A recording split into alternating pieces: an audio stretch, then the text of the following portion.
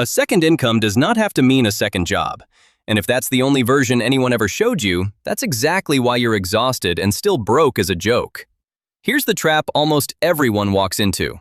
You want more money, which is reasonable, so you go looking for more hours. You pick up shifts, you take on the freelance gig, you drive for the app on Saturday. And it works, kind of. The money's real. But you just quietly sold the one thing you can never get more of, which is your time.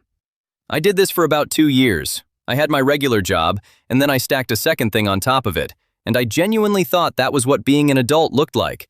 Trade more hours, get more money, repeat forever. The problem is you run out of hours way before you run out of bills. So today, I want to show you the actual difference between the two kinds of income, the kind you rent out by the hour, and the kind that keeps paying you after you've stopped working. Because one of them has a hard ceiling, and one of them doesn't.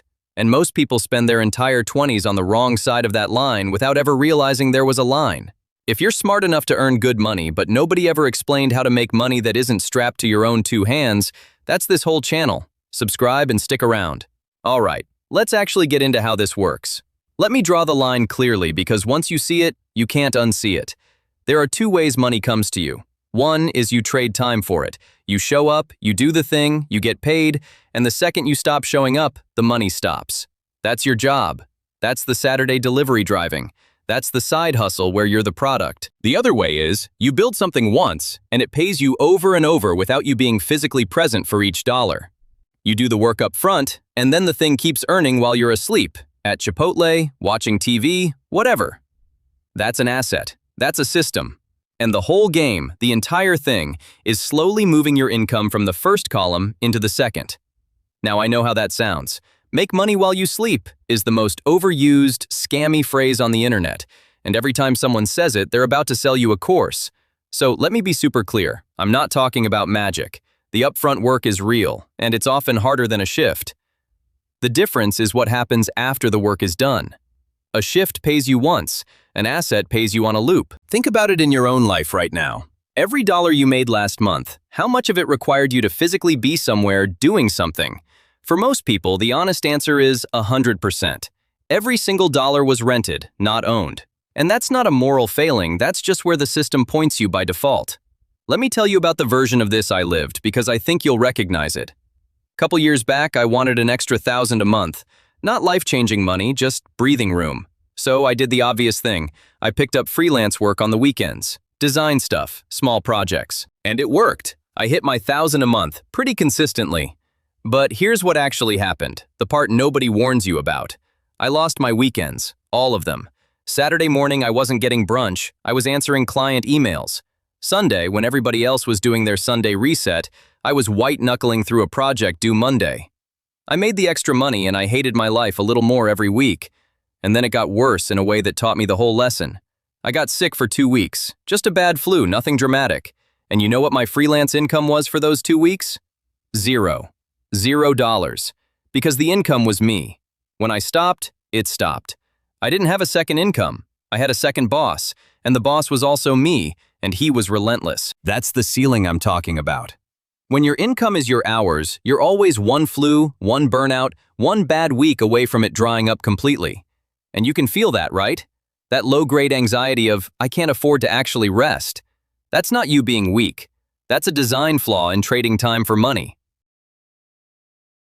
So let's get concrete about what the other kind actually looks like, because build an asset is useless if it stays abstract.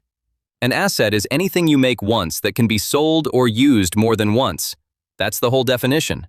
The magic isn't the thing itself, it's that word, more than once. Say you're good at spreadsheets. The rented version is, you build a custom spreadsheet for one client, they pay you $200, done, over. The owned version is, you build one really good spreadsheet template, put it up for sale for $19, and sell it to 400 people over the next year. Same skill, same afternoon of work roughly. One paid you $200 once, the other paid you almost $8,000 while you did nothing after the first upload. And I want to catch something in your head right now because I know the objection. Yeah, but who's going to buy my spreadsheet? That doubt is the exact thing keeping the whole thing rented. Everybody underestimates how many people need the specific dumb thing they already know how to do. There are people right now Googling, How to track freelance taxes who would happily pay 12 bucks to not figure it out themselves. The first digital thing I ever sold made me $11 in the first month. 11. I almost took it down out of embarrassment. I left it up. 2 years later, that dumb little thing has made more than my entire first year of weekend freelancing, and I have not touched it in months. That's the difference. That's the whole video, honestly, but stay with me because the how matters. Okay, so what actually counts as this kind of income for a normal person? Because I'm not talking about owning apartment buildings or having 100 grand to throw into dividend stocks. That's the version rich people already have. I'm talking about what you can start with basically nothing. Digital products are the cleanest example. A template, a guide, a preset, a printable, a small tool. You make it once, it sells on Gumroad or Etsy while you sleep. Then there's content that pays on a delay. A video, an article, a piece of something that keeps getting found and keeps earning long after you posted it. There's the boring but real one, money in a high-yield savings account paying you 4% annual yield just for sitting there, which is a tiny asset, but it's a real one. And there's building an audience, which isn't income itself, but is the soil every other asset grows out of. Notice what all of these have in common. The work and the payment are separated in time. You do the work in March, you get paid in March, and June, and the following January, and whenever. With a job, the work and the pay are locked together. No work, no pay, same minute. Breaking that lock is the entire skill. Everything else is details. And look, none of this is passive on day one. Anybody who tells you it's passive from the jump is selling something. It's front-loaded. You work hard early for money you collect later. That's the trade. But it's a trade that actually compounds, instead of one that just eats your Saturdays forever. Now I have to say the honest part, because if I skip it, I'm just another guy hyping you up. Most of these assets make nothing at first. Genuinely nothing. The spreadsheet sells 0 copies for the first month. The video gets 40 views. And this is exactly where almost everyone quits, because it feels like proof that it doesn't work. It's not proof it doesn't work. It's the normal, boring, unavoidable early part where you're building the thing before it's found. The mistake isn't starting. The mistake is treating the first quiet month like a verdict instead of a warm-up. I almost made that mistake with my $11 product. The number felt like a rejection. It was actually just the beginning of a slope I couldn't see yet. Here's the reframe that got me through it. When you pick up a Saturday shift, you know exactly what it pays before you start. Say 120 bucks, guaranteed and capped. It'll never pay more than 120, no matter what. The asset pays you nothing up front and then some unknown, uncapped number over time. Most people can't stand the nothing up front part, so they take the guaranteed 120 every single time forever and wonder why they never get ahead. The guaranteed money is the trap. The uncertain money is where the leverage lives. If this is starting to click, if you're realizing you've been taking the guaranteed 120 your whole life, do me a quick favor and hit like. It genuinely helps this reach the next person who's burning their weekends for money that stops the second they do. And if a specific friend just came to mind, the one who works constantly and never gets anywhere, send this to them. You don't need to explain it. They'll feel it. Let me give you the actual starting move because I don't want you leaving with a vibe and no next step. The fastest asset for a normal person is almost always a small digital product built on a skill you already have. Not a skill you need to learn. One you already have and don't respect because it's easy for you. That last part is the key, and everybody misses it. The stuff that's easy for you feels worthless to you precisely because it's easy. But easy for you is not easy for everyone. You know how to meal prep for the week on a tight grocery budget? Somebody will pay for that laid out clearly. You're the friend who always plans the trips and finds the cheap flights? That's a product. You figured out how to actually use your camera in manual mode? Presets, guide, whatever. So here's the homework, and it's genuinely one question. What do people already come to you for? Not what you wish you were good at. What do friends actually text you asking about because they know you've got it handled? That thing, whatever it is your first asset hiding in plain sight. You've just been giving it away for free in the group chat. Mine was budgeting spreadsheets, if you couldn't guess. People kept asking me to send them the thing I use. At some point it clicked that the thing I use could just be a product, and the only difference between free in the group chat and $19 on the internet was that I decided to package it. That's it. That was the whole leap. Let me put real numbers on why this beats more hours, because the math is genuinely lopsided and I want you to feel it. Say you drive for a delivery app to make an extra $400 a month.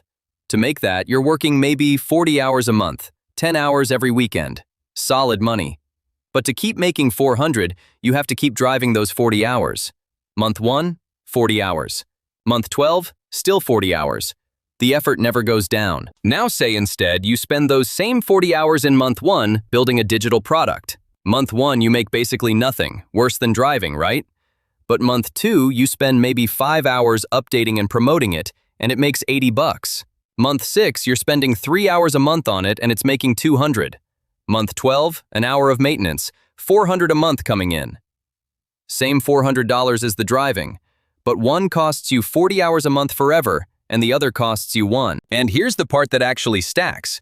The driver can only ever have one delivery income because there's only so many Saturdays.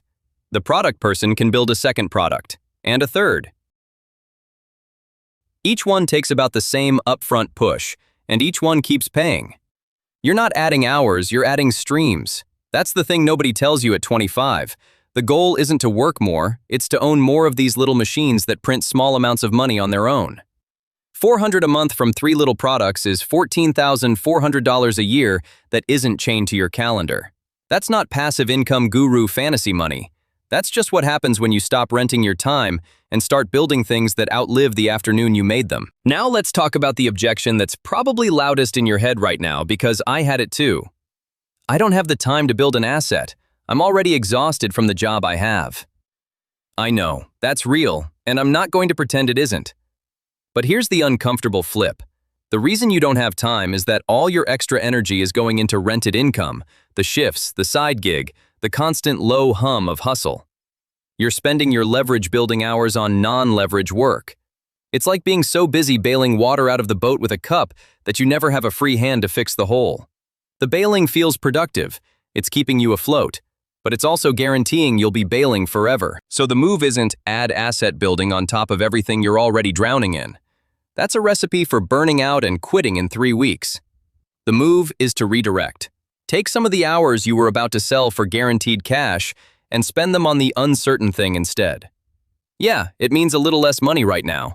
That's the actual cost, and I won't pretend it away. You're trading a small amount of certain money today for a shot at uncapped money later. That trade feels bad in the moment and pays off in a way that changes everything. Start stupidly small, 2 hours on a Sunday. Not your whole weekend, not a heroic sprint. 2 hours on the one thing people already come to you for. That's it. Nobody builds this in a weekend and nobody needs to. Let me walk you through what the first 30 days actually looks like, so it's not just theory floating in the air.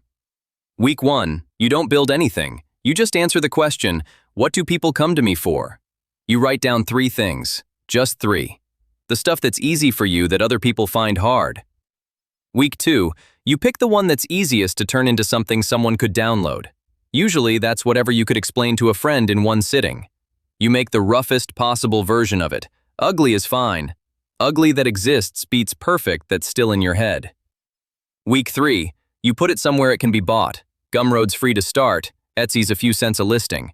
You write a plain, honest description of who it's for and what problem it solves. No hype, just clarity. Week 4, you tell people it exists. This is the part everyone skips, and it's the part that actually matters. You post about it once. You mention it to the friends who already asked you for this stuff. And then you brace yourself because it'll probably make close to nothing, and you'll feel that $11 sting I felt. And that's when I need you to remember it's a warm-up, not a verdict. You just did something almost nobody does. You built a machine, even a tiny broken one, instead of just renting yourself out again. That's the whole first cycle. Notice it cost you maybe 6 hours across a month. Not your soul, not your weekends forever. 6 hours to build your first thing that can pay you twice. Okay, here's the reframe I actually want to leave in your head. The thing underneath all the tactics. Stay with me for a second because this is the part that changes how you look at your own time. Your hours are the one asset you were born with, and they're the only one that's strictly limited. You get a fixed number and you can't buy more at any price. Every time you trade an hour for guaranteed money, you're spending that non-renewable thing on something that ends the moment the hour does. And that's fine sometimes. You gotta pay rent, I get it. But if that's the only thing you ever do with your hours, You've quietly agreed to be broke forever, just at a slightly higher salary each year. The shift is this. Some of your hours shouldn't be sold. Some of them should be planted. A sold hour pays you once, and it's gone. A planted hour goes into something that keeps paying after the hour is over. The product, the content, the skill that compounds. You're not working more. You're changing what your hours turn into. Same time in, radically different thing coming out the other side. And once you see your time that way, the Saturday delivery shift stops looking like extra income and starts looking like what it actually is. You selling off your only non-renewable asset at a fixed, capped, never going up price. Sometimes worth it, but never the whole plan. The people who get ahead aren't working more hours than you. They're just planting a few of theirs instead of selling all of them. So here's what you actually do this week, short and clear. First, answer the one question. What do people already come to you for? Write down 3 things. Do this today. It takes 10 minutes. Second, pick the easiest one and block 2 hours this weekend, not your whole weekend, to make the ugliest possible version of it into something someone could download. Third, put it somewhere it can be sold and tell the people who already ask you for it that it exists. And then, this is the real instruction. Do not judge it by the first month. The first month is always quiet. That quiet is not a no. It's just the gap between building the thing and the thing getting found. Every asset you'll ever own goes through it. Push through the quiet once, and you'll never look at a guaranteed shift the same way again. If this opens something up for you, the natural next one to watch is my video on lifestyle creep, because building a second income does nothing if your spending quietly rises to eat every extra dollar the second it shows up. These two go together. Build the income, then don't let it leak. And I actually want to hear this one. Drop it in the comments. What's the thing people already come to you for? The skill you give away for free in the group chat without thinking about it. Just name it. Half the time, saying it out loud is the moment you realize it could be your first asset. I'll be reading these, and I might tell you straight up if I think you're sitting on something. A second income was never supposed to mean a second job. It means building one thing that pays you twice, and then again, and then while you sleep. You don't need more hours. You just need to stop selling all the ones you've got.